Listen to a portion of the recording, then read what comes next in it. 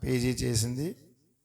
ప్రభునందు ప్రియులారా, త్వరలో పెళ్లి చేయాలి, ప్రార్థన చేయండి మెంబర్. Okay, right. ఇంకెవరు లేరు కదా? ఉన్నారా? ఉంటే త్వరగా వచ్చేయాలి. జేపీటీసీ మెంబర్స్ క్లోజ్ చేసేస్తాం సెషన్. చాలామంది వచ్చారు కదా జేపీటీసీ వాళ్ళు. ఏమో అందరేనా? అంతేనా? కిందకి వెళ్ళిపోయారా ఏంటి? శ్యామ్ కిషోర్ పని మీద వెళ్ళాడా? Okay, right. ఓకే, చాలా సంతోషం ప్రియులారా. ఆయన వస్తే వస్తాడులేండి. వచ్చాడమ్మా? రాలేదు కదా? ఫోన్ కూడా రాలేదు కదా? ఓకే. ప్రభునందు ప్రియులారా, ఈ యొక్క సమయంలో మనం వాక్యం వినబోతున్నాం. ఇంకెవరికి పాట ఇప్పుడు ఇవ్వడం, ఎందుకంటే ఆయనే పాట, ఆయనే మాట, ఆయనే అన్నీ. ఆయన అంటే ఏంటి అనుకున్నారు? డ్రామా యాక్టర్ ఆయన. ఆల్ ఇన్ వన్ అంటే మరి ఇంకా అది తక్కువే. ఇంకా షడ్రుచులు అంటే 6, ఇంక 7వది ఎప్పుడు వస్తుందో మరి తెలీదు. 7వ రుచి ఆయనే. స్తోత్రం చెప్పండి. ఆయన ఎవరు? ఆయన ఎవరమ్మా? వరాలు ప్రసాదించే అయ్యగారు. దయచేసి అయ్యగారిని వచ్చి మన వాళ్ళందరినీ నిలబెట్టి ఓ పాట పాడి మాట్లాడాలని ఆహ్వానిస్తున్నాం. చప్పట్లు కూడా దేవునికి కనపడతాం ప్రియులారా.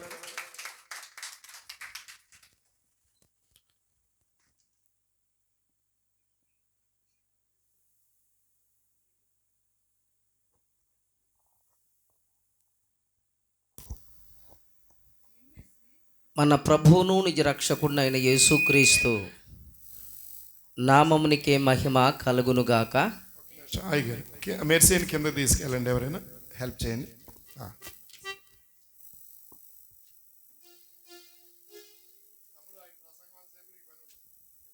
ఈ సమయంలో మనమందరం లేచి నిలబడదాం. చాలా సమయం నుంచి కూర్చుని ఉన్నాం కదా, లేచి నిలబడదాం. ఒక చిన్న ఆరాధన లాగా చేసుకుందాం. ఆరాధన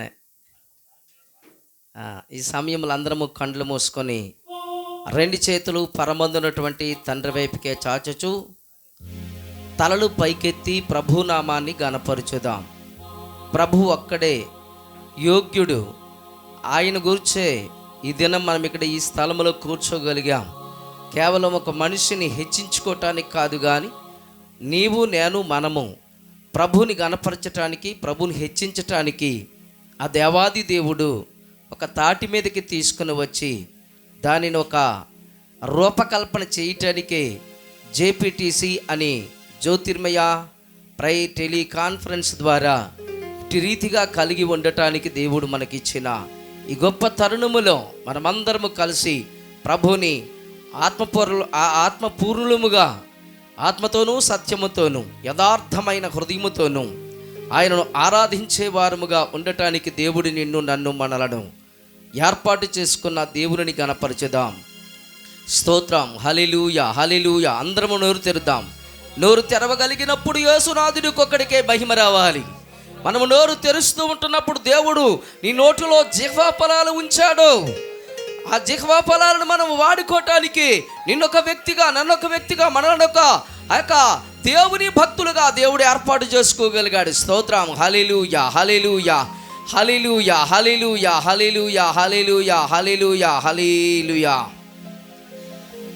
యెహోవా యీరే, యెహోవా యీరే, సమకూర్చువారు మీరే, మాకు సమకూర్చువారు మీరే,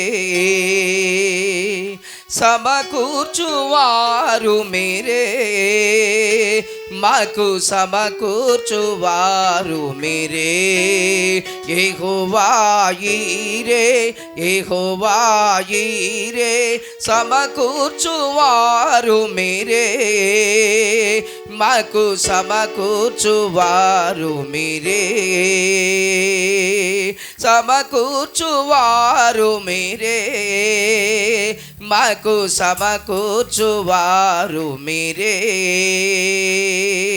హల్లెలూయా హల్లెలూయా మీకే ఆరాధన, హల్లెలూయా హల్లెలూయా మీకే ఆరాధన, హల్లెలూయా హల్లెలూయా మీకే ఆరాధన, హల్లెలూయా హల్లెలూయా మీకై ఆరాధన.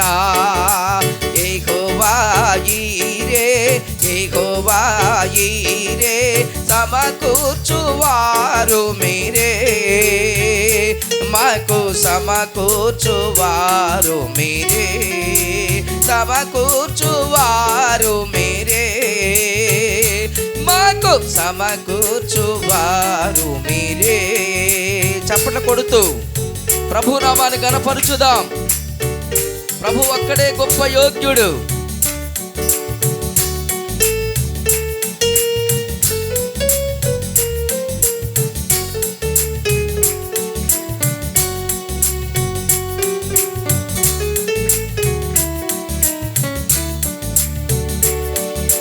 ముదిమి వయస్సులో గర్భము ధరించిన, బహుమానము పొందిన, తిరిగి బలిని కోరితివి.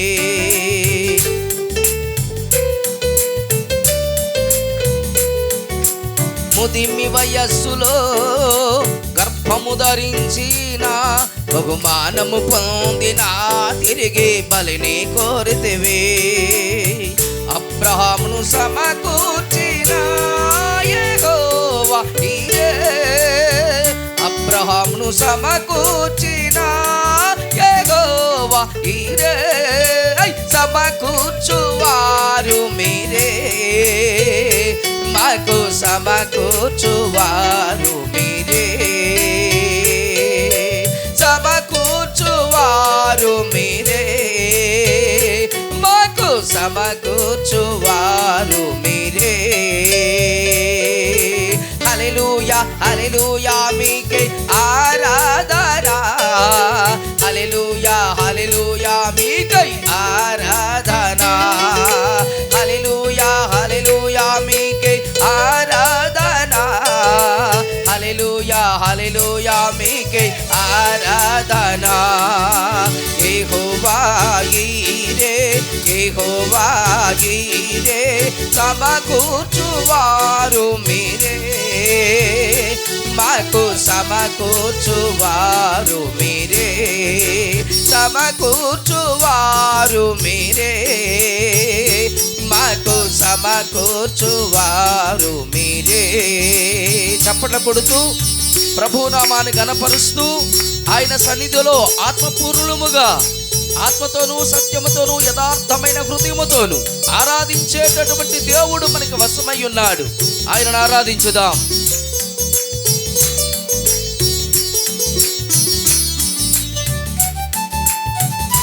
స్తోత్రం, గ్లోరీ, మహిమ.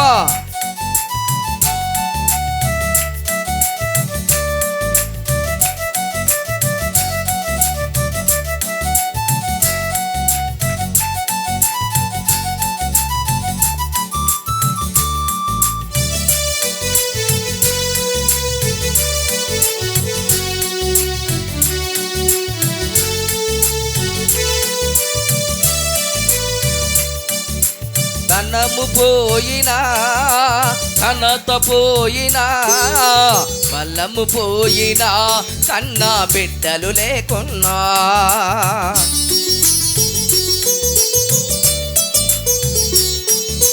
ధనము పోయినా, ఘనత పోయినా, బలము పోయినా, కన్న బిడ్డలు లేకున్నా, యోబును సమకూర్చిన యెహోవా యీరే, యోబును సమకూర్చిన యెహోవా యీరే, సమకూర్చువారు మీరే, మాకు సమకూర్చువారు మీరే, సమకూర్చువారు మీరే, మాకు సమకూర్చువారు మీరే.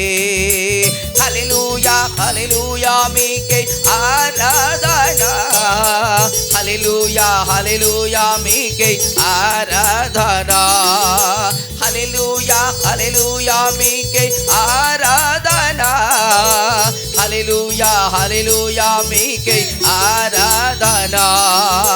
యెహోవా ఈరే, యెహోవా ఈరే, సమకూర్చువారు మీరే, మాకు సమకూర్చువారు మీరే, సమకూర్చువారు మీరే, మాకు సమకూర్చువారు మీరే. మంచి దేవుడా, గొప్ప దేవుడా, మహిమగల రాజా, మీ ఘనమైన శ్రేష్టమైన ఉన్నతమైన పరిశుద్ధ గణనామానికి స్తోత్రాలు. ఇంతవరకు జరిగిన కార్యక్రమంలో మీరును మీ దేవదూత సంచారమును మా మధ్యలో ఉంచినందుకు నీకు స్తోత్రాలు. మీ సన్నిధిలో మేము నా నాయన ఆరాధించుకోవటానికి మా జేపీటీస్ యొక్క ఆత్మీయ కుటుంబ సహవాస సభ్యులముగా మీ సన్నిధిని మేము కలిగి ఉండే ఈ గొప్ప ధన్యతను మీరు మాకు ఇచ్చినందుకు నీకు వందనాలు. ప్రతి వారు వారి వారి సాక్ష్యాన్ని చెప్పిన దానిని బట్టి మిమ్మల్ని స్తుతిస్తుంటున్నాం. మరింత వరకు కూడా నడిపించిన కార్యక్రమాన్ని బట్టి, నడిపించిన నాయకులను బట్టి మిమ్మల్ని స్తుతించుతుంటున్నాం. చేరి వచ్చిన దైవ సేవకులను బట్టి, దైవ భక్తులను బట్టి, దైవ బిడ్డలను బట్టి మీకు స్తోత్రాలు చెల్లించుకొనిచున్నాం. ముందుండే కార్యక్రమం అంతటి మీ చేతుల్లో పెడుతూ ఉంటుండగా మీ దాసుడిని మీ చిలువు చెంత మరుగుపరచండి, మీరు రెక్కల నీడి క్రింద బలపరచండి. మీ దాసులను అటు మీ మాట అందింప చేయండి. మీ దాసుడికి నా తండ్రి నూతన తైలము పోసి నూతన అభిషేకం చేత అభిషేకించి చదవబడిన లేఖన వాక్య వర్తమానాల్లో ఒక నూతనమైనటువంటి మాట చేత నాతో, మాతో, మా అందరితో కూడా మీరు మాట్లాడి దర్శించి మహిమ పొందుకొనమని నా ప్రభువును నిజ రక్షకుడైన యేసుక్రీస్తు పుణ్యనామమున స్తుతించి ప్రార్థించి వేడుకొనిచున్నాము నా పరమ తండ్రి, ఆమేన్. దయతో అందరూ కూర్చోండి ప్రియులారా. చాలా ప్రశస్తమైన సమయంలోనికి వచ్చాం. దేవుని మహాకృపను బట్టి ఆ దేవుడు మరింతమంది దైవ సేవకులతో కలిసి నేను మీ మధ్యలో ఉండటం మరి దేవుని మహాకృప. నిన్నటి కాల సమయంలో మా కొమరాడ మండలమును టార్గెట్ చేసుకొని విజయనగరం నుంచి మన సిహెచ్ రవికుమార్ బ్యాచ్ సుమారుగా ఒక 60 మంది ఆలోచారు. మేము ఒక 40 మందిగా కలిసి నిన్నటి కాల సమయంలోన చాలా సువార్త ప్రకటింపబడడం జరిగింది. చాలామంది మాకు అన్నారు, అయ్యా ఈరోజే మీకు దొరికిందా, మరి ఇంకే రోజులు లేవా అని. కొంతమంది విశ్వాసులు సేవకులు ఆ మాట ఆడారు, కానీ దేవుడు మాత్రం ఎక్కడ ఆటంకం రాకుండా దేవుని కార్యం చేసుకున్నాడు. దేవునికి మహిమ కలుగును గాక. మరి మంచిది ప్రియులారా. మరి నా గురుని వారు ఇంకా పరిచయం చేసుకోవాల్సిన అవసరం అయితే లేదు, ఎందుకంటే నేను మొదటగా పరిచయం చేసుకోగలిగాను. మరి మాది పార్వతీపురం మన్యం జిల్లా అని, కొమరాడ మండలం గుణానపురం గ్రామం అని నేను ఎప్పుడో పరిచయం చేశాను. దాంట్లో మీరు ఇంకేమీ నాకు అడగవలసిన అవసరం లేదు. నాకు ఇచ్చిన సమయం కూడా చాలా తక్కువే. అందులో చాలా విషయాలు జోసఫ్ మూర్తయ్య గారు నా మీద పెట్టారు. ఒక పాట అయిపోయింది, ఇంకొక పాట ఉంటుంది, వాక్యం ఉంటుంది. ఆ తర్వాత మరి అధ్యక్షులు వారు కోరుకున్న రీతిలో ఒక పద్యము కూడా తీయమంటున్నారు. ఏమండి అంటే ఇంతకల్లా ఎవరు ఏడోవారు ఎవరని అంటే సకల అదేదో చెప్పుకొచ్చారు కదా, నవజాతులు మనము.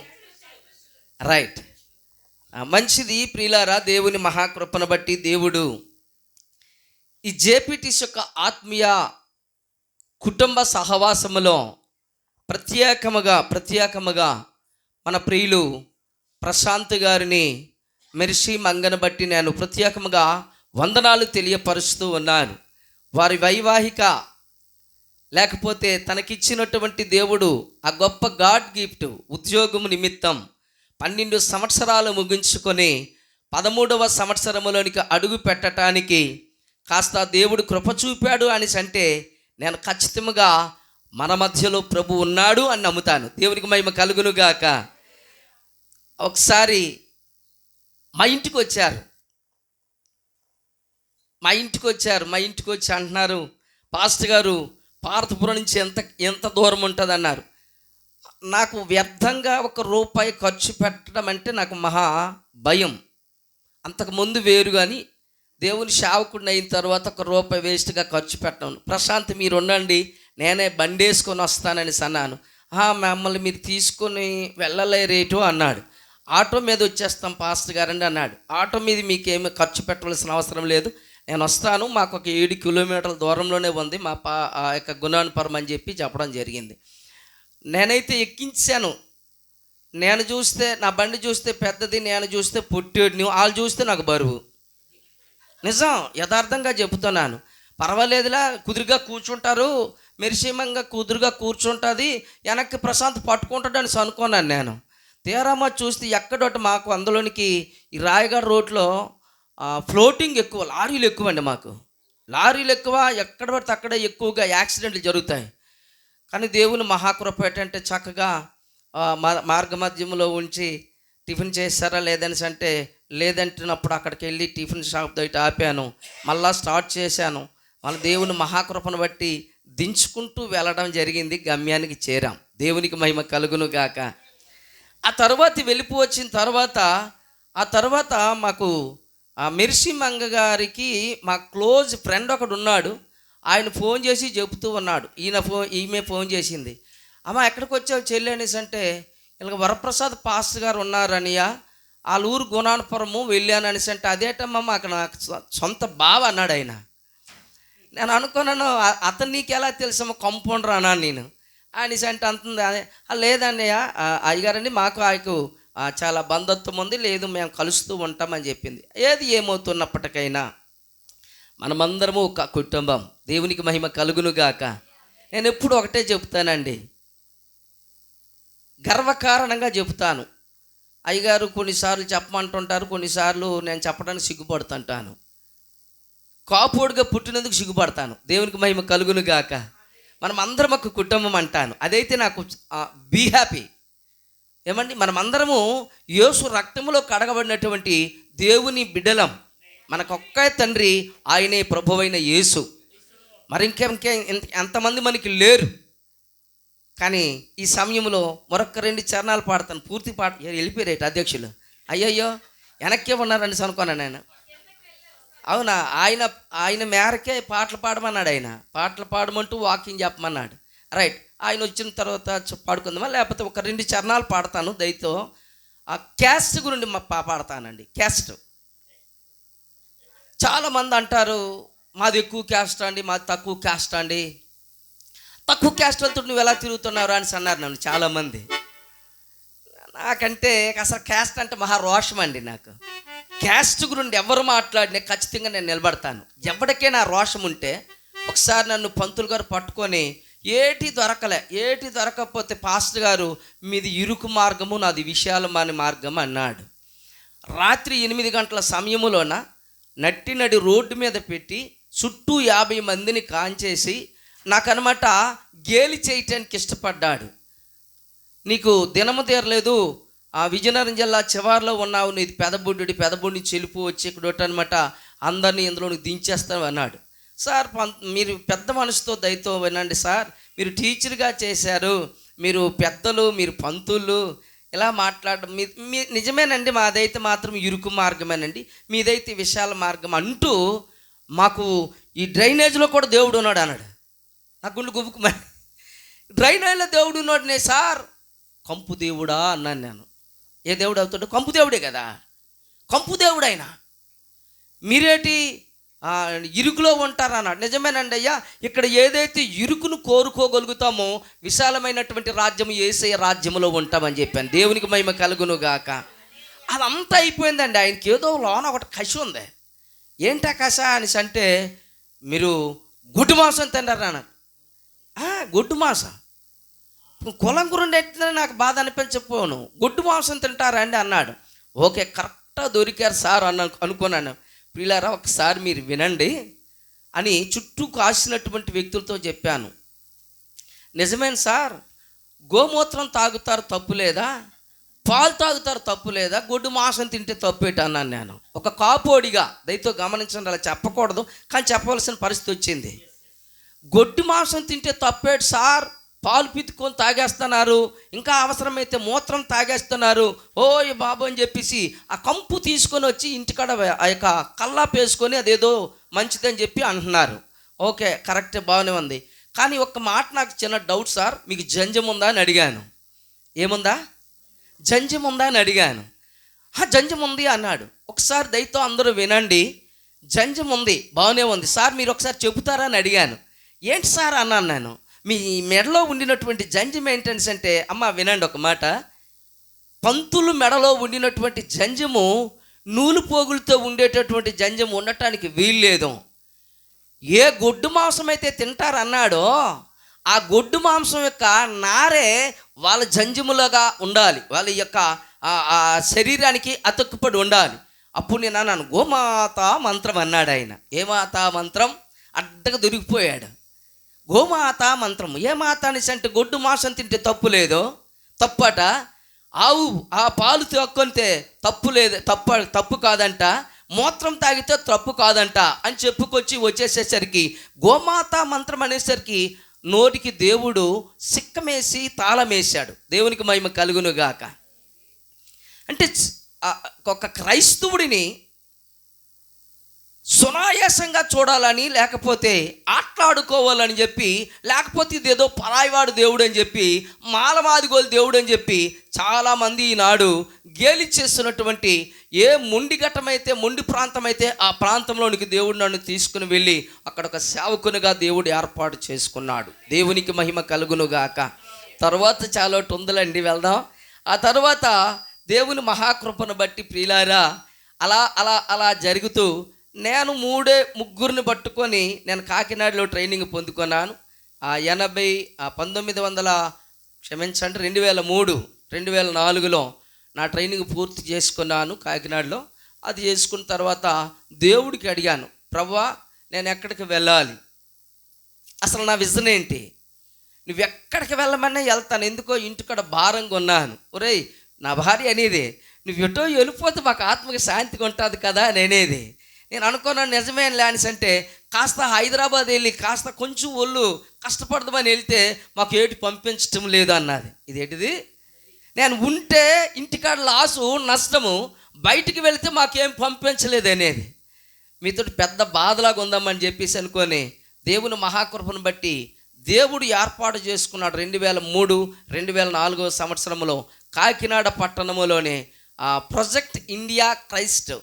ప్రాజెక్ట్ క్రైస్ట్ ఇండియాలో దానికి ఫౌండర్ గారుగా ఉంటున్నటువంటి ఎస్ శ్యామరాజు గారు, ఆయన యూఎస్ఏలో ఉండేవాళ్ళు, ఇప్పుడు లేరు, ప్రభులో నిద్రించారు. అలా దేవుని మహాకృపను బట్టి చక్కనైన ట్రైనింగ్ను దేవుడు సంప్రాప్తించాడు. ఆ తర్వాత నాకు ఏ ప్రాంతమైతే దేవుడు దర్శనంలో చూపించాడో ఆ ప్రాంతానికి వెళ్ళి సేవను చేయటం ప్రారంభించాను. చాలామంది అనేవాళ్ళు, పాస్టర్ గారు మీకు జీతం ఎంత అని అడిగేవారు. నాకు నెలకి 30 రోజులు, ఒక్కొక్కసారి అయితే 31 రోజు అవుతుంది అని చెప్పాను నేను. అదేంటండి ఇంత బడాయి కొడుతున్నావు, బండి ఎప్పుడు కూడా ఆగదు, నీ ప్యాంటు సొక్కా ఎప్పుడు వైట్ అండ్ వైటే. ఇప్పుడు కాదులేండి, ఇప్పుడు ఉంది, వైట్ అండ్ వైటే వేస్తాను. కానీ దేవుని మహాకృపను బట్టి చాలామంది కోటీశ్వరులు కూడా నా మీద చాలా అపోహ పెట్టుకున్నారు. ఏ అపోహ పెట్టుకునే, పిలిచిన వాడు నమ్మకమైన దేవుడు, నాకు ఏర్పాటు చేసుకున్నవాడు నమ్మదగిన దేవుడు కాబట్టి ఈ ప్రాంతం నుంచి నన్ను ఒక్కరు కదలంటే బయటికి పంపించడానికి అధికారం లేదని చెప్పాను. అలా జరిగిపోతూ ఉంది.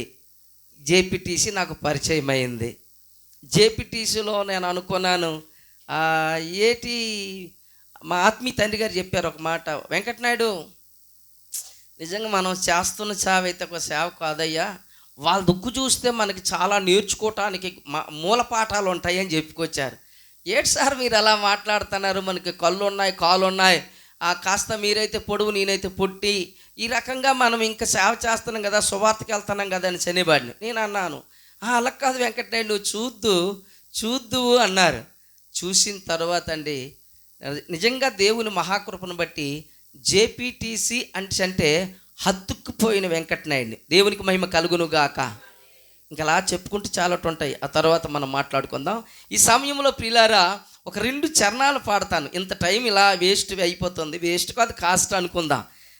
కులం గురిని పాడతాను 12 చరణాలు అయినా అన్న అవసరం లేదు, ఏవైతే మనకు ముఖ్యమైనవి ఉన్నాయో అవి మనం పాడదాం.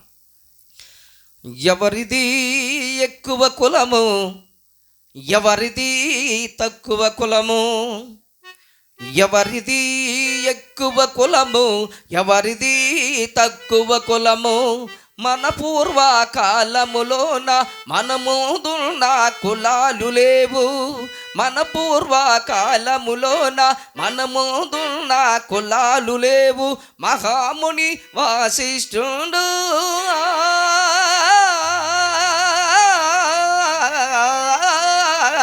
మహాముని వాసిష్ఠుడు మాలకన్యను పెండ్లి ఆడెరా. ఎవరిది ఎక్కువ కులము, ఎవరిది తక్కువ కులము, ఎవరిది ఎక్కువ కులము, ఎవరిది తక్కువ కులము.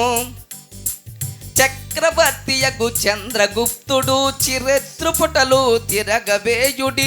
చక్రవర్తియగు చంద్రగుప్తుడు చరిత్రపుటలు తిరగవేయుడి. దాసికి పుట్టిన చంద్రగుప్తుడే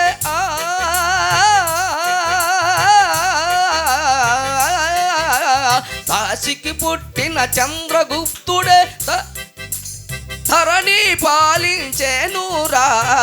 ఎవరిది ఎక్కువ కులము, ఎవరిది తక్కువ కులము, ఎవరిది ఎక్కువ కులము, ఎవరిది తక్కువ కులము. ఇప్పుడు మా దగ్గరికి వచ్చాం. నాయుడు కులమున జననమొందిన తిరుమల తిరుపతి వెంకటేశుడే. నాయుడు కులమున జననమొందిన తిరుమల తిరుపతి వెంకటేశుడే. ముస్లిం వనిత నాచారిణి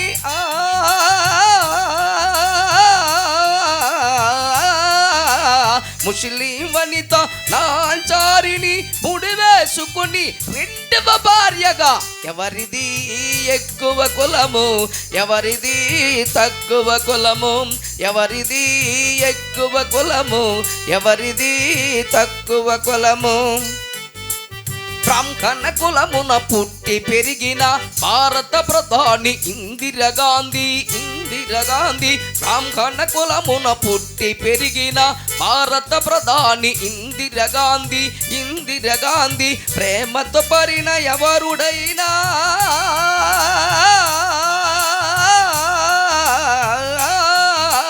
ప్రేమతో పరిణయవరుడైనా ఫిరోజు గాంధీని పెండాడెనురా. ఎవరిది ఎక్కువ కులము, ఎవరిది తక్కువ కులము, ఎవరిది ఎక్కువ కులము, ఎవరిది తక్కువ కులము. కులమతంబులు లెక్క చేయక కుతుబ్బు సాగి నాటి నవాబు. కులమతంబులు లెక్క చేయక కుతుబ్బు సాగి నాటి నవాబు. భాగ్యలక్ష్మిని పెండ్లి చేసుకొని భాగ్యనగరమని పేరు పెట్టెరా. ఎవరిది ఎక్కువ కులము, ఎవరిది తక్కువ కులము, ఎవరిది ఎక్కువ కులము, ఎవరిది తక్కువ కులము.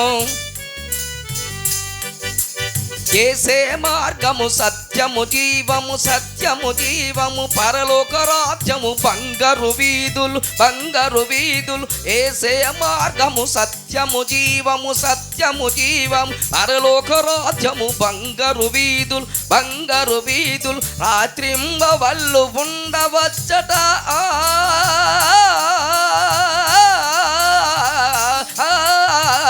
రాత్రింబవళ్ళు ఉండవచ్చట. హల్లెలూయా అని ఒకటే స్వరము. ఎవరిది ఎక్కువ కులము, ఎవరిది తక్కువ కులము, ఎవరిది ఎక్కువ కులము, ఎవరిది తక్కువ కులము. దేవునికి మహిమ కలుగునుగాక. అది పాడితే అలాగ వెళ్ళిపోతుంది, కానీ మనకి ఇప్పుడు అంత అవసరం లేదు. చాలా సమయం అయిపోయింది. దేవుని మాటలు కొద్ది నిమిషాలు విందాం. చదవబడిన లేఖన భాగనాలలో అపోస్తలుడైనటువంటి పౌలు గారు ఫిలిప్పీలో ఉండినటువంటి సంఘానికి తెలియపరుస్తూ ఉన్న ఉత్తరం, ఒక ఉత్తరం రాస్తూ ఓ మాట తెలియపరుస్తూ ఉన్నాడు. ఈరోజు దేవుని మహాకృపను బట్టి మన ప్రియులు ప్రశాంతి గారిని, అదే విధముగా మెర్సీ మంగ గారిని ఏర్పాటు చేసుకొని ఇది కృతజ్ఞత కూడిక అని చెప్పడం జరిగింది. ఏమన్నయ్యా? కృతజ్ఞత కూడిక. కృతజ్ఞత కూడిక అంటే ఏంటా కృతజ్ఞత కూడిక? దేవుడి నీ పట్ల ఏదో ఒక గొప్ప కార్యము చేస్తే సేవకులని, విశ్వాసులను పిలుచుకొని దేవునికి మహిమ చెల్లించుట విషయములో కృతజ్ఞత. ఏమండి, దేవుడు నా పట్ల గొప్ప కార్యము చేశాడని అంటే 10 మంది సేవకులు పిలిపించి ఇంటిలోనికి తీసుకొని వచ్చి దేవునిని ప్రకటన చేసి దేవుని మాటలు వినిపించి దేవునికి కృతజ్ఞతాస్తుతులు చెల్లించినప్పుడే మనము కృతజ్ఞులమై ఉంటాము. మనము కృతజ్ఞులమై ఉండాలి. ఎందుకనేసి అంటే చాలామంది దేవుని కార్యాలు చేయండి అంటే పాస్టర్ గారిని మా కోసం ప్రార్థన చేయండి, మా కోసం ప్రార్థన చేయండి అనేసి డబ్బులు ఇవ్వలేనటువంటి మాటల చేత మేలు పొందిన వాళ్ళు విశ్వాసులు ఉన్నారు. దేవునికి మహిమ కలుగును గాక. డాక్టర్ గారి దగ్గరికి వెళ్ళారు అనుకోండి, డాక్టర్ గారి దగ్గరికి వెళ్ళేసరికి నీకు ముందు ఏ రోగం అనేది కాదు కానీ టోకెన్ తీసుకోమంటారు. ఏమండి అయ్య గారు, టోకెన్ తీసుకో అంటారు. అది 200, 500, 1000 రూపాయల, అది అవసరం లేదు. కానీ సేవకుని దగ్గరికి వచ్చేసరికి ప్రార్థన చేయండి పాస్టర్ గారు అంటారు. రైట్, ప్రార్థన చేయటానికే దేవుడు ఏర్పాటు చేసుకోగలిగాడు. ప్రార్థించటానికే దేవుని సేవకులుగా దేవుడు అభిషేకించాడు. ప్రార్థించటానికే దేవుని యొక్క అభిషేకం అనేక మందికి పంచిపెట్టడానికి దేవుడు ఏర్పాటు చేసుకోగలిగాడు. ఇక్కడ పౌలు గారు ఒక మాట ఏమని వ్రాయబడుతూ ఉన్నదంటే, ప్రియమైనటువంటి దేవుని భక్తులారా, ఇక ఫిలిప్పీలకు రాసినటువంటి పత్రిక 4వ అధ్యాయములో 4వ వచనం దయతో ఒకసారి చదవండి. ఎల్లప్పుడూ ప్రభునందు ఆనందించుడి, మరలా చెప్పుదను ఆనందించుడి, మీ సహనమును సకల జనులకు తెలియబడనీయుడి. ప్రభు సమీపముగా ఉన్నాడు, దేనిని గూర్చియో చింతింపకుడు గాని ప్రతి విషయములోను ప్రార్థన విజ్ఞాపనల చేత కృతజ్ఞతాపూర్వకంగా మీ విన్నపములు దేవునికి మహిమ కలుగునుగాక. ప్రార్థన విన్నపములు మనము దేవునికి తెలియపరుస్తూ ఉన్నాము. ఈ జేపీటీసీలో సుమారుగా నా చెవులోనికి పడింది 2 నెలల నుంచి కూడా వాళ్ళు ప్రార్థన చేయండి, ప్రార్థన పెట్టుకుందాం, ప్రార్థన చేయండి, కృతజ్ఞత కోడికి పెట్టుకుందాం, ప్రార్థన చేయండి, స్థలము ఏర్పాటు చేయబడ్డది, ప్రార్థన చేయండి, మీరందరూ రండి అని ఆహ్వానించగలిగారు. అందరినీ పోగు చేశారు. కానీ పిలువబడిన వారు అనేకలైతే ఏర్పాటు చేసుకున్నవాడు కొంతమందినే దేవుడు ఏర్పాటు చేసుకోగలిగాడు. పౌలు గారు చెబుతున్న మాట ఏంటంటే, ప్రియమైన దేవుని బిడలారా, నా తోటి సహా దైవ జనాంగమా, దేనిని గూర్చి మనము చింతపడవలసిన అవసరం లేదు. చింత ఏ విషయంలో పడతామని అంటే, నేనంటాను నాకు దేవుడు ఆరోగ్యం ఇచ్చినందుకు నేను చింతపడను, ఆయుష్నిచ్చినందుకు చింతపడను. మనకంటే చాలామంది వెనకాతల అన్నీ ఉండి హాస్పిటల్లో ఉన్నారు, అన్నీ ఉండి నోటికి వెళ్ళలేని పరిస్థితిలో ఉన్నారు, అన్నీ ఉండి చక్కనైన వస్త్రాలు ధరించుకోలేని వారు ఉన్నారు, అన్నీ ఉండి తన అన్నని పిలవలేనటువంటి పరిస్థితికి కోల్పోయినటువంటి సమాజం ఉంది. నా క్రైస్తవ జనాంగమా, దేవుని బిడ్డలారా, దైవ జనాంగమా, దేనిని గూర్చి మనము చింతపడవలసిన అవసరం లేదు. మెర్సివంగా అదే విధముగా ప్రశాంత్ వారి జీవితంలో ఈ మధ్యకాల సమయంలో విజయవాడ వెళ్ళిన తర్వాత కొంత జేపీటీసీకి గ్యాప్ అయ్యారు. ఒక మాట చెప్పనా, జేపీటీసీకి లోగోను సిద్ధపరిచినటువంటి వక్త ఎవరు అనేసి అంటే ప్రశాంత్. చప్పట్లు కొట్టి ప్రభునామాన్ని మహింపరుద్దాం. ఆ రూపకల్పన తీసుకుని వస్తాడని నేను అనుకోలేదు. ఏదో ఒకటి పడతాడు కదా లోగో అనుకున్నాను. కానీ ఆ జేపీటీసీ లోగోని చూస్తూ ఉంటుంటే వాట్ ఏ వండర్ఫుల్ అని చెప్పి నాకు చాలా హ్యాపీ అనిపిస్తూ ఉంటుంది. చాలా హ్యాపీ. నిజంగా దేవుడు అంత జ్ఞానం ఇచ్చాడా? ఆయన సాక్ష్యం చెబుతూ ఉంటుంటే ఒక్కోసారి మేము నిజంగా ఇతను ప్రశాంతనే లేకపోతే ఏంటి అని చెప్పేసాను అని ఒక్కోసారి నేను అనుకుంటూ ఉంటాను. కానీ దేవుని మహాకృప ఏంటంటే మనము చింతపడవలసిన అవసరం లేదు. ఓకే, దేవుడు మనకిచ్చినటువంటి ఉద్యోగంలో ముందుకి కొనసాగుదాం, దేవుడు మనకిచ్చిన ఆరోగ్యాన్ని బట్టి ముందుకి కొనసాగుదాం, దేవుడు మనకు అప్పగించినటువంటి ఎవాంజలిస్ట్ అయితే ఎవాంజలిస్ట్గా మనం కొనసాగుదాం, దేవుని సేవకుడు అయితే సంఘాలను కడదాం, సువార్తను ప్రకటించుదాం, దేవుని బిడ్డలమైతే చర్చిలో పరిచర్య చేద్దాం, చర్చిలో పరిచర్య చేద్దాం. మీకు తెలుసో తెలియదో, మీకు తెలియదు అనుకుంటాను, మాకంటే ముందు మీరు రాలేదు. కానీ యోబయ్య గారు వచ్చారు, ఇక్కడ కూర్చున్నారు, మేమందరము కుర్చీలేసాం. దేవునికి మహిమ కలుగునుగాక. ఇది మన బాధ్యత, ఇది మన కుటుంబం. నేను పాస్టర్ గారిని కదా, నేను రెవరెండ్ని కదా, 22ని కదా అనేసి అంటే ఆ 22 రెవరెండ్ ఎప్పుడు దేవుడు చూడు. కానీ ఏ నిమిత్తమైతే నీకు దేవుడు ఏర్పాటు చేసుకోగలిగాడు దాంట్లో ఖచ్చితంగా నమ్మకంగా ఉండాలి. అంతే. మనము నమ్మకముగా ఉండినప్పుడే దేవుడు మనదుకు చూసి మన కష్టాల విషయంలో, మన నష్టాల విషయంలో, మన ఆశీర్వాదం విషయంలో, మనకు ఉండేటటువంటి ధనధాన్యాదుల విషయాలలో దేవుడు ఎప్పుడు కూడా చింత లేకుండా చూస్తాడు. దేవునికి మహిమ కలుగునుగాక. నేను ఒకటే చెప్పాను మా మా మా ఆవిడికి. అప్పుడు మా పాప బ్యోలారాని 2 సంవత్సరాలు మా నేటివిటీలో ఉండేటప్పుడు, పెదబుడ్డిడి మాది. అప్పుడు విజయనగరం జిల్లా అంతా లాస్ట్లో ఉండేవాళ్ళం మేము. లాస్ట్ ఊరు మా ఊరు. జస్ట్ తూర్పుకి వెళ్తే విజయనగరం జిల్లా, శ్రీకాకుళం జిల్లా అయిపోయింది. మా ఊరు నుంచి కాస్త ఇటువైపు వస్తే, దక్షిణ వైపు వస్తే గరుగుబిల్లి మండలం అయిపోయేది. కాస్త కొంచెం ఉత్తర వైపు వెళ్దామనేసి అంటే జీవవలస మండలం అయిపోయినటువంటి పరిస్థితి చివరి ఘట్టంలో ఉండేవాళ్ళం. కానీ దేవుని మహాకృప ఒకటే చెప్పాను మా పాస్టమ్మ గారికి, అమ్మా ఎన్నిసార్లు అయితే నువ్వు ఇంటి నుంచి బయటికి వెళ్ళిపోతావో, మేము క్షేమంగా ఉంటామని కోరుకున్నావో, ఆ కోరిక మరి నాదే తప్ప నేను ఖచ్చితంగా ఒప్పుకుంటాను. ఎందుకనేసి అంటే ఇంటికాడ ఉంటే నీకు నష్టమే తప్ప లాభం తెచ్చేవాడిని గాను అని చెప్పి ఖచ్చితంగా నా భార్యతో నేను మాట్లాడినప్పుడు, మనము దేవుడు పరిచర్యకి వెళ్ళిపోతున్నాం, నాతో మీరు ఏకీభవిస్తారా ఏకీభవించరా అని అడిగాను నేను. ఎలాగెళ్ళిపోతాం, ఏటి వెళ్ళిపోతాం, ఏదినికి ఏటి లేదని మా పాస్టమ్ గారు చిన్నది పాము బుష్ పెట్టినట్టుగా బుష్ అన్నది. సిలువను చూద్దాం, సిలువలో ఉండిన విలువను చూద్దాం. సిలువను చూసి సిలువలో ఉండిన విలువను చూడగలిగితే ఏటి లేదు, అన్నీ ఉండి అన్నీ చేస్తానంటే చేయలేము. అన్నీ ఉండి అన్నీ చేస్తామని అంటే జరగదు. దేవుని కార్యాలు చూడాలి, దేవుని అద్భుతాలు చూడాలి, దేవుని ఆశ్చర్య మహత్కార్యాలు చూడాలని అంటే శూన్యములో సృష్టిని దేవుడు తయారు చేసినట్లుగా దేవుని పరిచర్యకు ముందుకు మనం వెళ్దామని ముందు రోజు నేను ఒక ప్రార్థనా కూడిక ఇట్లాగే కృతజ్ఞత కూడిక పెట్టుకున్నాను మా పాస్టర్ గారి చేత.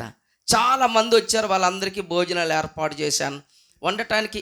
అయ్యా మా పాస్టర్ గారు కొర్నేలయ్య గారే, ఆత్మీయ తండ్రి గారు. ఆయన మా ఆత్మీయ తండ్రి గారు కొర్నేలయ్య గారు.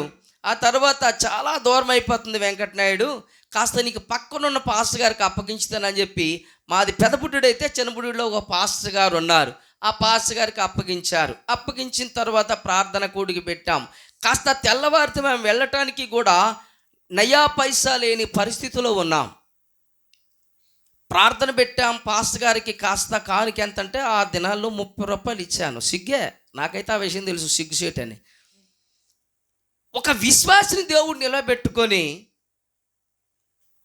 ఆ విశ్వాసి అయ్యా మేము ఇలాగా 2 ఎడ్లు బలు పూసుకొని మాకున్న సామాన్లు, కుక్కు మంచము, ఆ తర్వాత ఏదేదో అంటారు కదా, 4 తప్పేళ్ళు పట్టుకుని వెళ్ళిపోతానమయ్యా సువార్తకని చెప్పేసి అంటే, పాస్టర్ గారండి ఇది మీ దగ్గర ఉంచండి, మీ దగ్గర ఉన్న తర్వాత మాకు ఇద్దరు అంతవరకు నేను అడగనని చెప్పి 500 రూపాయలు నోటు పెట్టాడు. దేవునికి మహిమ కలుగునుగాక.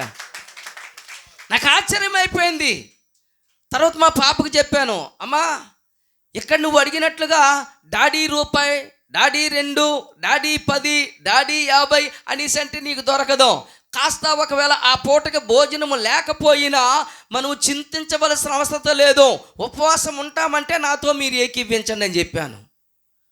ఆ పూటకి ఇస్తే దేవుడు తిందాం, ఇవ్వకపోయినంత మాత్రాన ఇక్కడలాగా అక్కడ మీరు అలగొద్దు. అన్నీ ఉన్నాయండి. 4 ఎకరాలకి ల్యాండ్దారుడును తీరమో చూస్తే ఆ యొక్క కళ్ళంలోనికి వెళ్ళి సేనంతా కూర్చేసిన తర్వాత ఎవలప్పులకి ఇచ్చేసిన తర్వాత సింకి ఆ శాటును జల్లెడిను ఒక చీపురు కట్ట పట్టుకొని ఇంటికి వచ్చిన రోజులు నావి. దేవునికి మహిమ కలుగును గాక. ఒరాయ్ ఇదేట్రా ఇటువంటి బద్మాసోడు అనేవాళ్ళు నన్ను, నిజం పులిపెట్టు మీద నుంచి చెప్తూ ఉన్నాను. కానీ దేవుని మహాకృప ఎప్పుడైతే ఆ వ్యక్తి వచ్చి 500 రూపాయలు చేతులు పెట్టి మమ్మల్ని సాగనంపాడో, మరలా నో టర్నింగ్ బ్యాక్ అని చెప్పి వెనుచూపు నేను పెదబుడ్డికి చూడలేదు. ఇంతవరకు కూడా తోట ఉంది, పొలాలు ఉన్నాయి, ఇల్లులు ఉన్నాయి, సమస్తము ఆస్తి అయితే పెదబుడ్డులో పెట్టేశాను. కానీ అది కేవలం ప్రియులారా చాలామంది గుణానపురంలో ఉండే వ్యక్తులకు తెలియక మన పాప మా సోదరులు రావాలని చూశారు. నేను ఒక పాస్టర్ గారి దగ్గరికి వెళ్ళిపోవచ్చాను మా పార్థపురం ప్రాంతంకి వచ్చినప్పుడు. అది ఆ విషయంలో నేను ఎప్పుడు పట్టించుకోలేదు, అవి ఉన్నాయి కదా అనేసని. కానీ ఏవి లేకపోయినా అన్నీ ఉండి ఏసైకి లాస్ అయిపోయాను, ఏసైకి దూరం అయిపోయాను. ఏమీ లేకపోయినా ఏసైకి ఇప్పుడు దగ్గర అయిపోయాను. దేవునికి మహిమ కలుగును గాక. ప్రియమైన దేవుని భక్తులారా, ఒక మాట జ్ఞాపకం చేసుకుందాం. కీర్తనల గ్రంథములో నుంచి 37వ కీర్తన భాగములో 5వ వచనం ఇలా వ్రాయబడుతూ ఉంది. 37వ కీర్తన భాగములో 5వ వచనం, నీ మార్గమును యెహోవాకు అప్పగింపుము, నీవు ఆయనను నమ్ముకొనుము. చప్పట్లు కొట్టి ప్రభునామాన్ని మహింపరుద్దామా. ఎప్పుడైతే యేసుక్రీస్తు ప్రభువారిని నమ్ముకున్నామో, మార్గము దేవుడికి అప్పగించామో, ఆయనను నమ్ముకున్నామో, ఆయన దేవుడు కార్యాలు చేయటానికి మన పట్ల ఇష్టపడుతూ ఉన్నాడు. జేపీటీసీని ఎవరైతే ఇంక్లూడ్ అయి ఉన్నారో, జేపీటీసీని ఎవరైతే కాస్త గమ్ము అంటుకున్నట్లుగా అంటుకొని ఉన్నారో కార్యాలు చూస్తున్నారు. దేవునికి మహిమ కలుగును గాక. హల్లెలూయా. ఏమండి, ఎప్పుడైతే జేపీటీసీ ద్వారా ఒక మాట మనము ఆ నోటు ద్వారా బయటికి ప్రార్థన అవసరతలో పెడుతూ ఉంటున్నప్పుడు ఖచ్చితంగా ప్రార్థనను దేవుడు విని గొప్ప కార్యాలు చేస్తూ వస్తూ ఉన్నాడు. గొప్ప కార్యాలు ఆ విషయంలో మనము దేవుని యొక్క నామ మహిమార్థమై యెహోవాకు అప్పగించుకుంటున్నాం. మనకు మనం అప్పగించుకుంటున్నాం. అప్పగించుకున్నప్పుడు దేవుని కార్యాలు చూస్తాం. అన్నీ ఉంటాయండి, నేను వెళ్తాను అనుకున్నాను. ఇంకో మాట చెప్తాను. ఒక పాస్టర్ గారు, నాలాంటి పాస్టర్ గారు, మా పక్కన ఏరు మాకు మధ్యలో ఉన్నది నాగబలి నది. ఇతల గుణానపురం, అతల బాసింగి. గుణానపురం యువతలు ఉంటే బాసింగి మధ్యలో ఏరే ఉంది.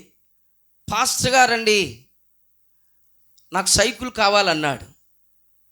సైకిల్ కావాలన్నాడు. కొత్త సైకిల్ అండి. దేవుని మహాకృపను బట్టి ఆ రోజుల్లో హెర్క్యులస్ సైకిల్ 5,000 కొన్నాను. కొత్త సైకిల్, అదే పెద్ద బిల్డప్ కొట్టాడు, హీరో హోండా అని చెప్పి. పెద్ద బిల్డప్ ఎక్కువ. నిజమే, దేవుని మహాకృపను బట్టి ఏమీ లేని స్థాయిలో, ఏమీ లేని స్థితిలో సైకిల్ ఉంటే పొలోమని తిరిగేసేవాడును సువార్తకే.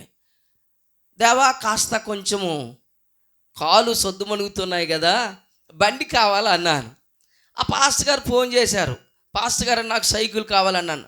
అది మీరు రండి, మధ్యాహ్నం మా ఇంటికాడ భోజనం చేసి ఇద్దరు ఆ యొక్క తాళం ఇస్తాను, ఆ తాళము సైకిల్ పట్టుకుని మీరు వెళ్ళిపోయినాను. అదేంటది, మీరు ఇంకేటి కొనలేదు కదా, నాకు ముందు సైకిల్ ఇచ్చారేటన్నాను. నీకు సైకిల్ ఇస్తే కానీ బండి నాకెవడన్నాను నేను కదా.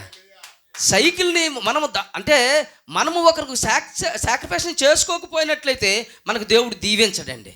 అన్నీ నాకు కావాలని అనుకుంటాం, ఏది దొరకదు. మనం ఒకటి విడిచిపెడితే రెండోది దేవుడు మనకి ఇస్తాడు. ఆ గీతాలం ఇచ్చేసిన తర్వాత సైకిల్ పట్టుకుని వెళ్ళిపోయి చక్కగా ప్రార్థన చేసి భోజనం పెట్టించేసి ఆ తర్వాత చిన్న చిరుకానుగా పెట్టేసి వెళ్ళిపోతుంటే ఆయన గొప్ప అయిపోయాడు. గొప్ప అయిపోయిన 2వ రోజులోన దేవుడు బండి కొనడానికి దేవుడు కృపనిచ్చాడు. దేవునికి మహిమ కలుగును గాక. రెండవదిగా మనము జ్ఞాపకం చేసుకుంటే ప్రతి విషయంలోనూ ప్రార్థన, విజ్ఞాపన ఉండాలండి. ఏటి ఉండాలట? చింతించొద్దాం. కొన్నిసార్లు భార్యాభర్తలుగా ఉంటున్నప్పుడు, లేకపోతే తల్లిదండ్రులుగా ఉంటున్నప్పుడు పిల్లల విషయంలోన, ఏ డాడీ నాకు ఫీజుకి డబ్బులు కట్టకపోతే కానీ నాకు చేర్చుకోవటం లేదని చెప్పి కాలేజీలో ప్రిన్సిపల్ సారో లేకపోతే ఎవరో ఒత్తిడి చేస్తారు. ఆ ఒత్తిడికి మన దగ్గర ఎలాగుంటుందని అంటే, ఓహో పెద్ద బిల్డప్ కొట్టుతున్నారు పాదిరి గారు, కానీ ఇంటికి వెళ్ళేసరికి ఫీజు కట్టడానికి డబ్బులు లేవంటారు. నిజమే, డబ్బు లేకపోవడానికి గల కారణం ఏంటంటే మనము చేసేటటువంటి ప్రార్థనకు తక్కువ చేస్తున్నామేమో. మనము మనుషుల మీద ఆధారపడుతున్నాం, దేవుని మీద ఆధారపడటం లేదేమో. మనం మనుషుల ముఖం చూస్తున్నాం. ఈ రోజుల్లో దేవుని మహాకృపను బట్టి ప్రియులారా, సేవకుల పిల్లలు ఒక ఉన్నతమైన స్థాయిని చదివించగలుగుతూ ఉన్నాం. మనసు అంటే మనకు ఉండినటువంటి స్థాయిని కానీ, లేకపోతే మనకు ఉన్నటువంటి ధనాన్ని బట్టి అయితే మాత్రం నేను 100కు 100 నమ్మను. కానీ మనలో ఉండినటువంటి వాడు లోకంలో ఉన్నవాని కంటే అత్యధికమైనటువంటి దేవుడిని బట్టి దేవునికి మహిమ కలుగును గాక. చాలా గర్విస్తూ ఉంటాను. నేను అనుకున్న అదైతే 10th క్లాస్ పోయింది, ఖచ్చితంగా చెప్తాను. అందులోనికి మాతృభాష పోయింది. మాతృభాష ఏదండి? అదే పోయిందండి. తెలుగులో ఫెయిల్. బోల్డ్ 6 సబ్జెక్టులకి సోషలు కాస్త ఏదో స్టాంపు 38 మార్కులు వచ్చింది, తక్కినవన్నీ పోయినాయి. ఒరే నువ్వు దేనికి పనికిరావురా అన్నారు. మా మామ నా దుక్కు చూసి అన్నాడు, రై నువ్వు తిరిగి ముచ్చోడువురా అన్నారు. నన్ను నిజమే. మా మామకి డ్యూటీ ఆ యొక్క జాబ్ చేశాడు టీచర్గా. ఆ జాబ్కి ఆయనకి రిటైర్మెంట్ వచ్చిన తర్వాత నాకు జాబ్ వచ్చింది, ఏసే జాబు. దేవునికి మహిమ కలుగును గాక. ఎప్పుడైతే మా మామ నోటితో నాకు శాపం పెట్టాడు, నువ్వు ఎప్పుడు తిరుగుతూనే ఉంటావురా, ఇంటికాడ పని చూడవు, నువ్వు చదువు నీకు అస్సలు లేదు, ఎప్పుడు బాలాట ఆడతావు అన్నాడు. బాలాట్లో కింగ్ అండి. అవేవి కాదు, కానీ ఎవరైతే నాకు తిట్టారో, ఎవరైతే నాకు అనేక విధాలుగా శాపాలు పెట్టారో, తిరిగి నేను వాళ్ళకి దేవుని మహాకృపను బట్టి సమాధానం ఇచ్చి వాళ్ళని ఇప్పుడు సర్వసత్యములోనికి నడిపించగలిగినటువంటి స్థాయిని దేవుడు నాకు ఇచ్చాడు. దేవునికి మహిమ కలుగునుగాక. నేను అనుకున్నాను, ఇదే నా జీవితమేమో, నాకు ఇంక ఇదే పరిస్థితి ఏమో, నాకు ఇంకా వేరే గత్యంతరం లేదు, కనీసం మేము కులానికైతే ఇలా కాలు ఎగడేయడానికి అయితే మిగిలిపోయింది, కానీ ఎండలో ఉన్నావు కదరా నాయన, కాస్త కొంచెం నీడలోనికి రారా, ఈ 150 ఏదో ఖర్చు పెట్టుకోరా, లేకపోతే పని చేసుకోరా, లేకపోతే కుటుంబాన్ని చూసుకోరా, లేకపోతే పిల్లల్ని చూసుకోరా అని చెప్పి ఇలాగ బుద్ధి చెప్పేవాడు ఎవడూ లేడండి. ఎప్పుడైతే యేసయ్య నన్ను పట్టుకొని బాగు చేశాడో అందరూ నా మీదకి గుర్రు పెడుతున్నారు అంతే. చెడిపోయినప్పుడు ఎవరు బుద్ధి చెప్పేవారు లేరు. రెండవదిగా మనము చూస్తున్నప్పుడు ఏ దేవుడైతే ప్రార్థన చేయమని చెప్పాడో, విజ్ఞాపనలో పాల్గొనమని చెప్పాడో, ఆ యేసయ్య గురించి ప్రార్థన చేసే విధానం నాకు అసలు తెలియదు. మాకెందుకండి, మేము చూస్తే పెద్దోళ్ళం కదా అని చెప్పి ఆ యుగో ఫీలింగ్ నాకైతే ఉండేదండి. ప్రార్థన చేశాను, ప్రభువా అసలు ఎలా ప్రార్థన చెయ్యాలి? చర్చిలోనికి అయితే వెళ్తూ ఉన్నాను, అందరూ ప్రార్థన చేస్తున్నారు. నేనైతే 10th క్లాస్ పోయింది, బైబిల్ చదవటానికి పుట్టడు తప్పులు చదువుతాను. నేను ఎలా ప్రార్థన చేయాలి ప్రభు అని చెప్పి అడిగినప్పుడు నా యేసుక్రీస్తు ప్రభువారు చెప్పారు, మత్తయి సువార్త 6వ అధ్యాయంలో, రహస్యమందుండు తండ్రి నీకు ప్రతిఫలం ఇస్తాడు, తలుపులు వేసుకొని ప్రార్థన చేసుకోరా నాయన అన్నాడు. నిజమా అనుకున్నాను.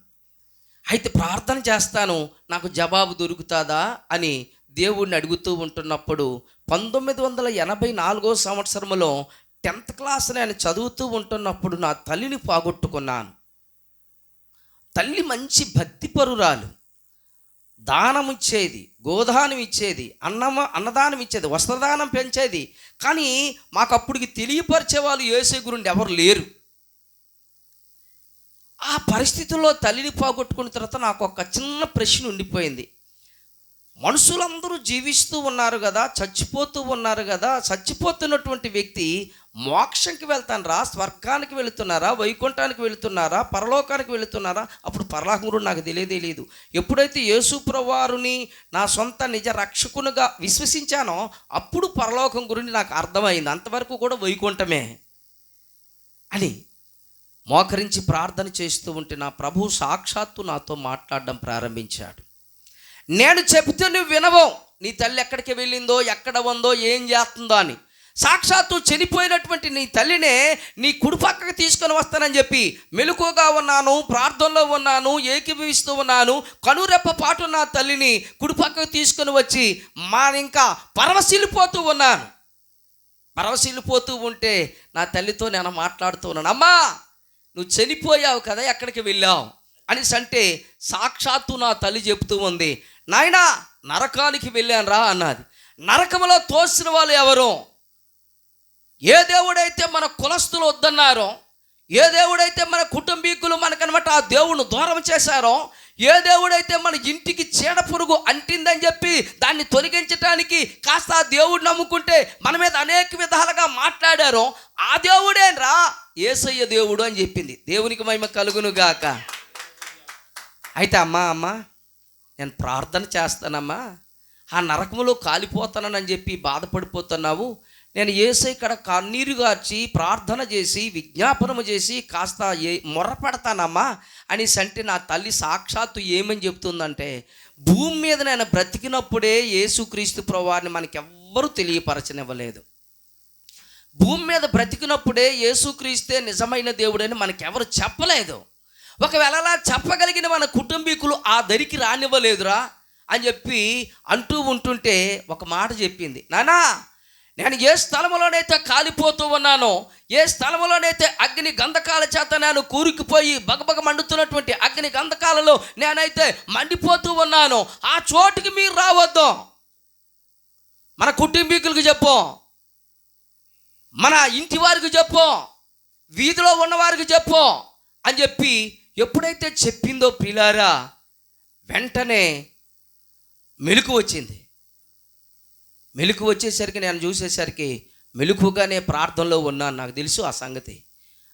ఆ ప్రకారంగా నా యేసుక్రీస్తు ప్రభువారు నా సాక్షాత్తు నా తల్లికి అయినా మోక్షము లేకుండా, స్వర్గము లేకుండా, పరలోకము లేకుండా పారిపోవడానికి గల కారణం ఏంటంటే, ఈరోజు మనం అందరం ఒక కుటుంబాన్ని గర్వకారణంగా నేను చెప్పడానికి గల కారణం ఏంటంటే, యేసు రక్తం మనకు అందరికీ చేరువై ఉన్నది. దేవునికి మహిమ కలుగును గాక.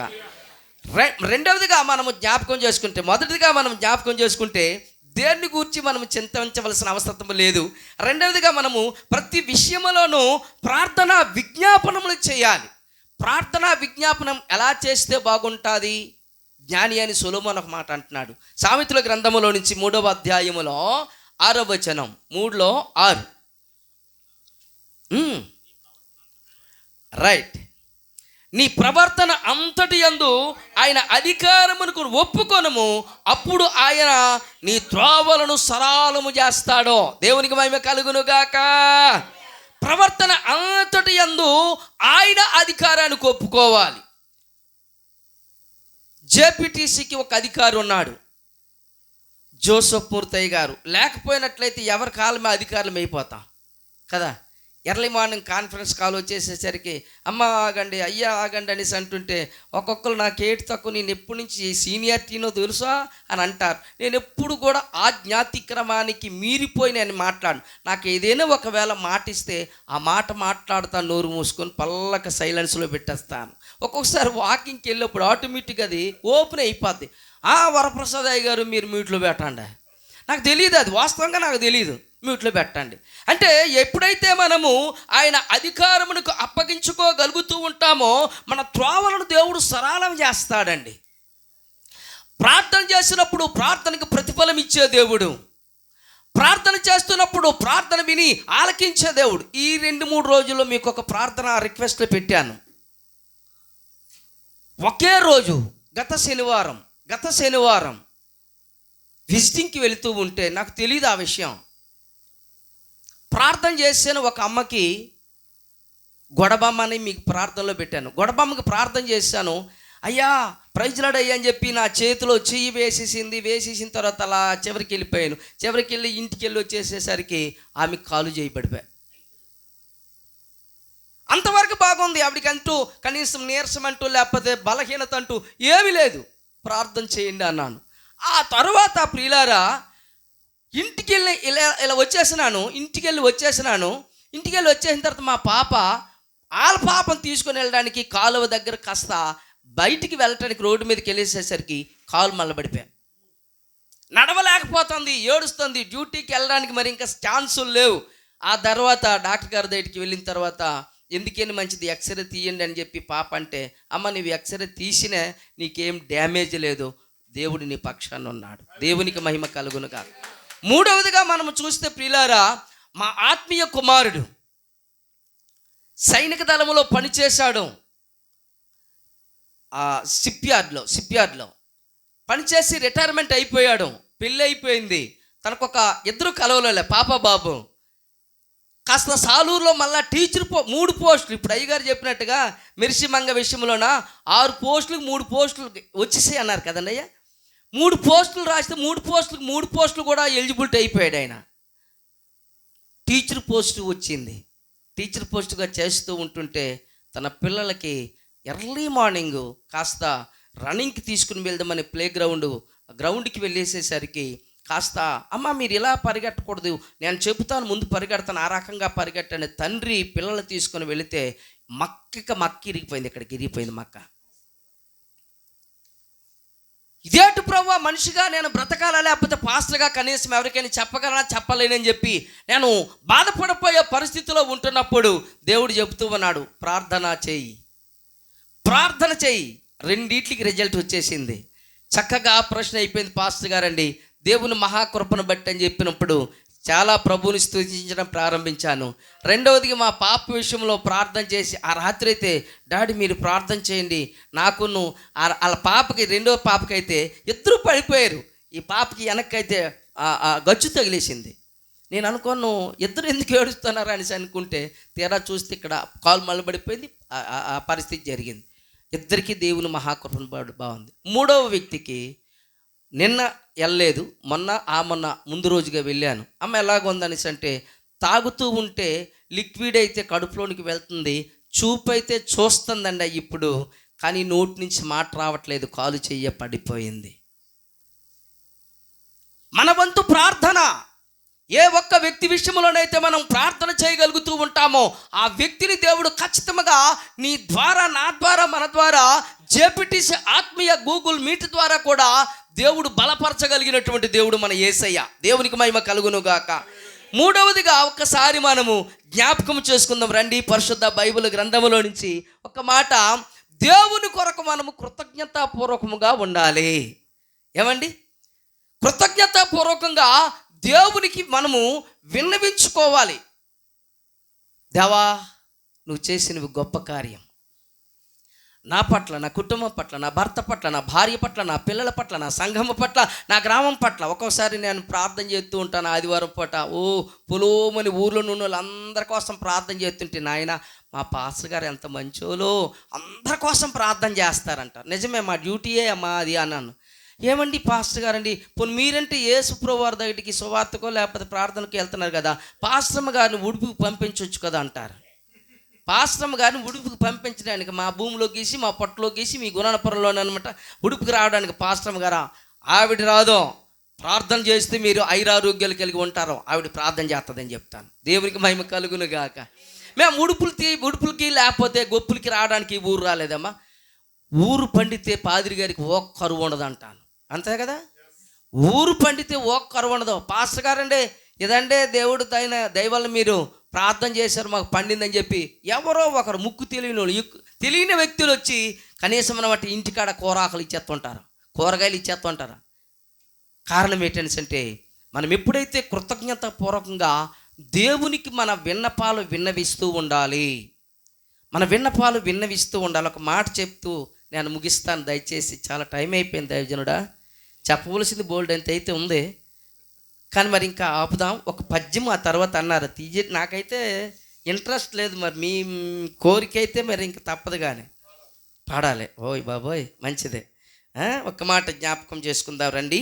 కొలస్సీలకు రాసినటువంటి పత్రిక 2వ అధ్యాయములో 7వ వచనం, అపోస్తలుడైనటువంటి పౌలు గారు కొలస్సీలకు రాసినటువంటి పత్రిక 2వ అధ్యాయములో 7వ వచనం, కావున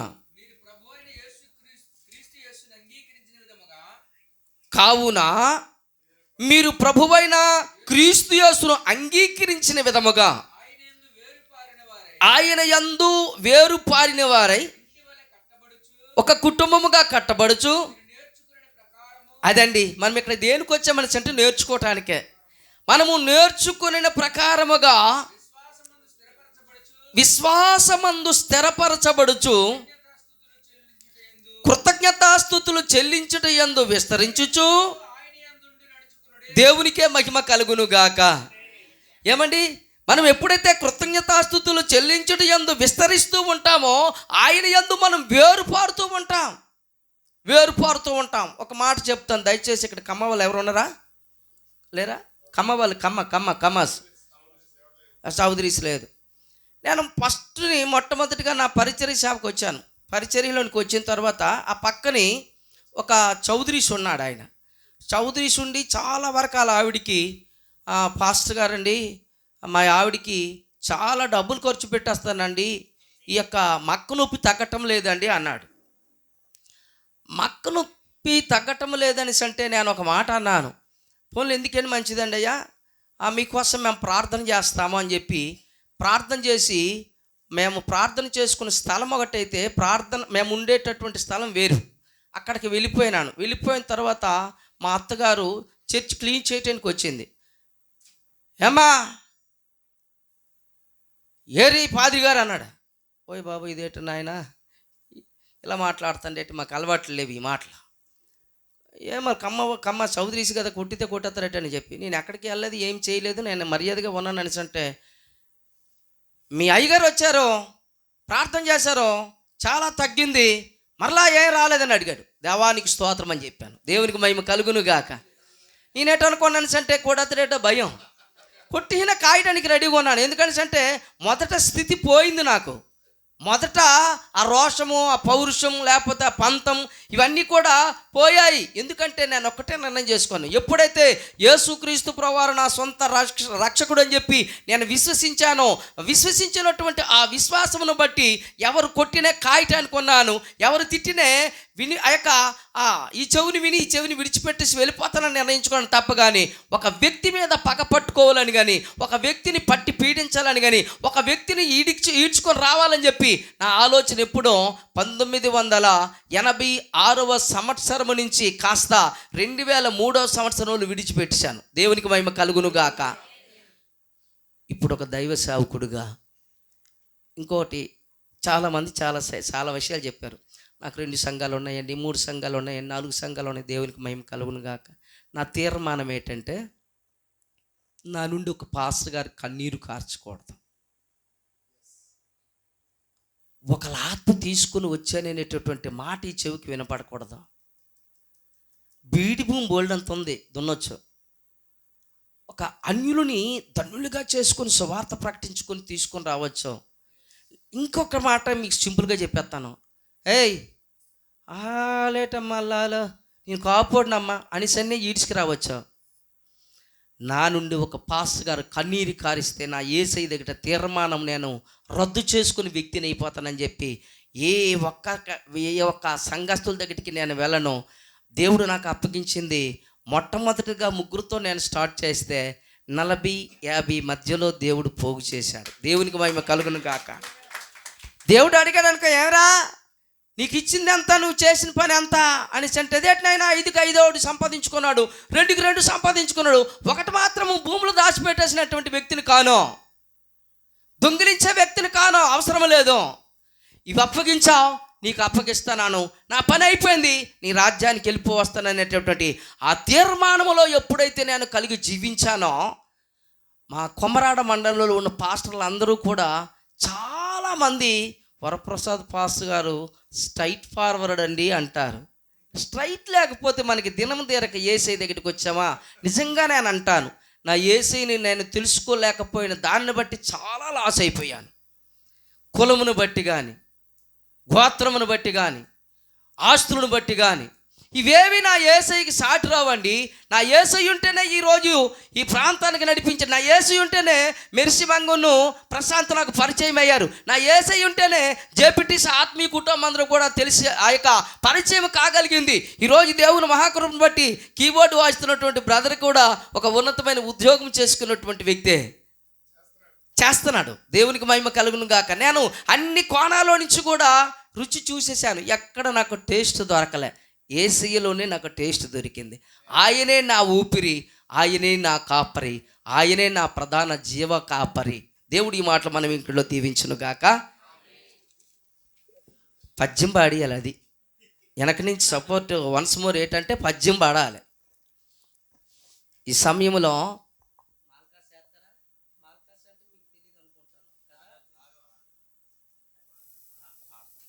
ఎందుకంటే నాకు ఇది తెలియదండి. ఇప్పుడు మా శైలేశ్ రాజు గారు చెప్పినట్టుగా D3 D4 నేను హార్మోనిస్టర్నే కానీ నాకు బోబెట్ల యేసయ్య దగ్గరికి వచ్చిన తర్వాత నా అవన్నీ పక్కన పెట్టేసిన తర్వాత మళ్ళీ అయ్యగారు నన్ను పురుగు కలుపుతున్నారు. Right, okay.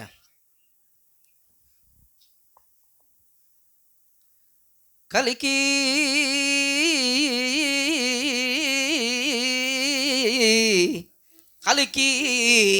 రెక్కలు రాని పిల్లలను సాకెన్ గూటిలో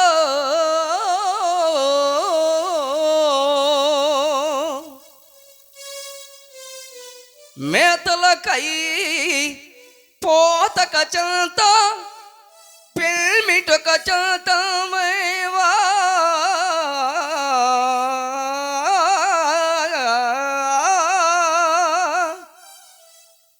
లేదులేండి, పడదు అది. ఏమనుకోకండి, పర్వాలేదు. అదే ఆ హార్మోన్ వేసినా కొంచెం మనకిస్తే కొద్దిగా ఎలగలమేట, కానీ మీరు ఇప్పుడు అది అవసరం లేదు. మంచిది. దేవుని నామ మహిమార్థంగా ప్రియులారా, నా కోసం ప్రార్థన చేయండి, మా కుటుంబం కోసం ప్రార్థన చేయండి, పరిచర్య కొరకు ప్రార్థన చేయండి. మనమందరము యేసు రాజ్యాన్ని గెలుచుకుందాం. మనమందరము కలిసి యేసు రాజ్యములో ఇలాగే మనం ఉండాలనేది నా ఆశ. ఏమండి, కులం మనకి కూడి పెట్టదు, కులం మనకి కూడి పెట్టదు. మనమందరము కూడా ఏ కులం అంటే యేసు కులం. ఏమండి, యేసు సేవకులం, యేసు కులం. కాబట్టి మరి మా కోసం మీరు ప్రార్థన చేయండి, మీకోసం మేము ప్రార్థన చేస్తాము. కొడుకో కొడుకో ముద్దు కొడుకా, కొడుకో కొడుకో నా ముద్దు కూతురా, నువ్వు కన్ను మిన్నో కానకుండను, ఆ సృష్టికర్తను నీవు తోలనాడకు. కొడుకు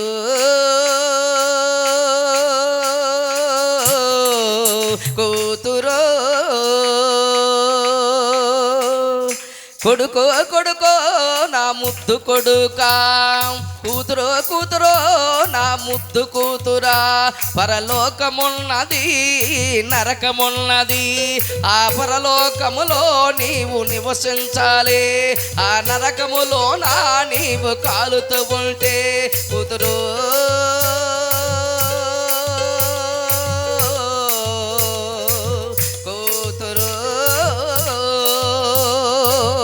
దేవునికే మహిమ కలుగునుగాక. సమయం ఇచ్చిన అధ్యక్షుల వారికి ప్రత్యేకంగా వందనాలు తెలియపరుస్తూ, ఈ యొక్క నా కోసం మీరు ప్రార్థన చేయండి. దేవుడి మాటలు మన అందరి వినికిడిలో దీవించునుగాక.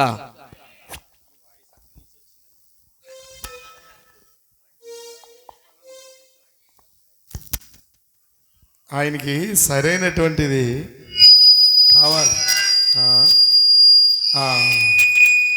ఆహా, నా మైక్ వాళ్ళని తగ్గించండి. అంటే నేను సౌండ్ తగ్గించవచ్చు, కానీ మళ్ళీ అది ఏ మైక్ తగ్గించాలో అది తెలియదు కాబట్టి అలాగ ఉంచాను అనమాట. అది ప్రభుకి స్తోత్రం చెప్పండి. ప్రభునందు ప్రియులారా, దేవుని యొక్క మహాకృపను బట్టి ఆయన ద్వారా మాట్లాడుతుంటే ఏమనిపించింది మీకు చెప్పండి? ఎంతసేపు అయినా వినాలనిపించిందా? వదిలేయండి అనిపించిందా? ఏది మాట్లాడలేదంటే వదిలేసాడు కదా, మళ్ళీ మొదలెట్టడం ఏంటన్నట్టుంది.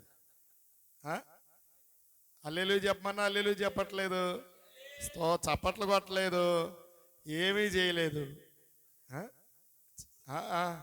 వదిలే బాబు చప్పుకుందన్నట్టు.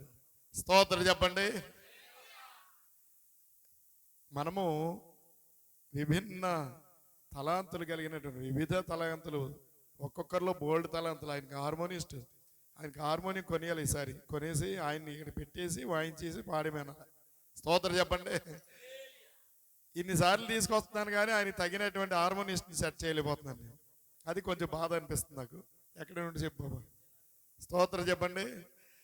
ప్రభుకి మహిమ కలుగును గాక. ప్రభునందు ప్రియులరా, మరి చక్కని వర్తమానం ఇచ్చిన దైవజనులు రెవరెండ్ వరప్రసాద్ అయ్య గారికి జేపీటీసీ ఏమందామమ్మా, జేపీటీసీ ఫైర్ బ్రాండ్ కాదు, ఫైర్ మాత్రమే. స్తోత్రం చెప్దాం, చప్పట్లు కూడా దేవుని కనపడతాం ప్రియులరా. ఓకే, మనం అందరం ఆయన గురించి ఒక మాట నేను చెప్పాలి. ఏంటంటే, ఆయన చెల్లెల్ని ఒక వికలాంగుడికి ఇచ్చాడు. మన జేపీటీసీలో డానియల్ ఇప్పుడైనా సరే గ్రూప్ కాల్ చేస్తే వచ్చేస్తాడు ఆయన. ఇది పాపం ఓపెన్ చేయలేక రాలేకపోతున్నాడు. తర్వాత మన జేపీటీసీ మెంబరే కదా, స్తోత్రం. ఆయన చెల్లెల్ని స్వయంగా, బాబు నీకు భార్యని ఇస్తాను రా తీసుకెళ్ళి వాళ్ళ చెల్లెల్ని ఇచ్చేసాడు. చప్పలు కొట్టరండి, ఇంత సైలెంట్గా అంటారు. ఒక వికలాంగుడు కొడుక్కి ఆయన కూతుర్ని ఇచ్చేసాడు. ఆయన వదిలిపెట్టడా, ఈయన వదిలిపెట్టడా, ఆయన వదిలిపెట్టడో నాకు తెలియట్లేదు. మీ ఇద్దరు ఎవరు వదిలిపెట్టరయ్యా? స్తోత్రం చెప్పండి. నాకు కొంచెం జలసీ ఉంది అన్నయ్య మీద, ఎందుకు తెలుసా? అంతే మరి. రెండు చేతుల పైకి దేవుని స్తోత్రం చెబుతాం. అంటే అలాంటి అందరితో కమ్యూనికేషన్ బాగున్నందుకు అందరు లేచి నిలబడదాం. ఒకసారి వాక్యం ఫలించులాగా ప్రార్థన ఒకరి చేత చేయించాలి. బ్యాలెన్స్డ్ ఎవరున్నారమ్మా? ఎవరైనా మిగిలేరా? ఆయన కాదు, ఆయన ప్రోగ్రాం వేరేగా ఉంది. సో స్టెఫన్ పాస్టర్ గారు, మా తమ్ముడు గారు వాక్య ఫలింపు ప్రార్థన చేస్తారు. ఎందుకంటే ఇంతమంది ఉండేటప్పుడు ఎవరికి ఏం చేయాలో కూడా అర్థం కాదు.